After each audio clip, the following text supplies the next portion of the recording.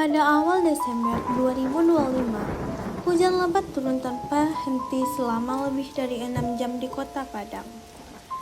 Awan gelap menggantung di langit sejak sore, dan sebelum malam tiba, debit air di beberapa sungai mulai meningkat. Di Kecamatan Kuranji dan Lubuk Kilangan, air sungai yang biasanya tenang perlahan meluap, membanjiri jalan-jalan rumah, warga, dan lahan pertanian. Setelah banjir melanda wilayah Padang, banyak keluarga kehilangan sumber penghasilan dan akses makanan, dan hanya mengharapkan bantuan sembako dari pemerintah dan masyarakat mulai berdatangan. Meski sederhana, bantuan ini menjadi penopang utama bagi orang yang terdampak banjir untuk bertahan hidup.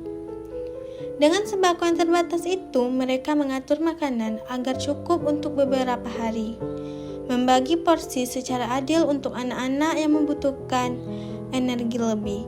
Setiap kali makanan berhasil dimasak, meskipun sederhana, mereka merasa sedikit lebih tenang karena tidak perlu lagi khawatir tentang rasa lapar. Mereka saling menukar bahan makanan, berbagai garam, atau meminjamkan panci untuk memasak. Solidaritas tumbuh dengan spontan di tengah kesulitan. Meski keadaan belum sepenuhnya pulih, bantuan sembako menjadi harapan pertama yang menegakkan kembali semangat para korban bencana.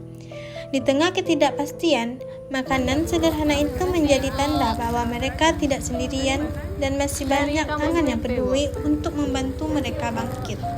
Dan setelah itu, tim BPDB Kota Padang tiba dengan perahu karet. Mereka mengevakuasi warga yang terjebak banjir di rumahnya, terutama lansia dan ibu hamil. Pemerintah juga membuka posko utama di kantor lurah dan menyediakan logistik seperti selimut, makanan siap saji, susu bayi, serta obat-obatan. Meskipun respon pemerintah cukup cepat, tetap ada beberapa wilayah yang terlambat mendapat bantuan karena akses jalan tertutup longsor kecil di pinggir tebing. Namun secara umum, koordinasi antara BPBD, relawan PMI, dan masyarakat berjalan cukup baik. Keesokan harinya, Gubernur Sumatera Barat mengeluarkan instruksi darurat terkait penanganan banjir yang mencakup mobilitas alat berat untuk membersihkan sungai dan drainase, pendataan kerusakan rumah warga, bantuan sosial tunai dan logistik, program pembersihan area terdampak dan pemulihan cepat, instruksi kepada camat atau lurah untuk memperbarui peta rawan bencana.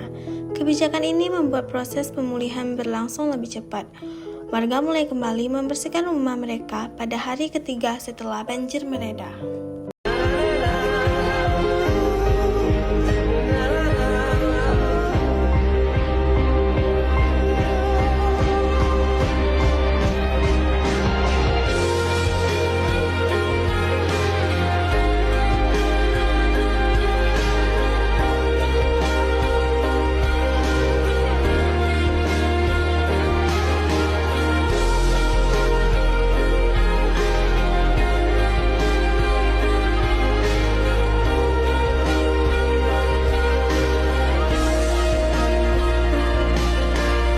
Kita bekerja untuk rakyat, kita berbakti untuk rakyat, kita akan mengelola, menjaga kekayaan negara supaya bisa membantu rakyat.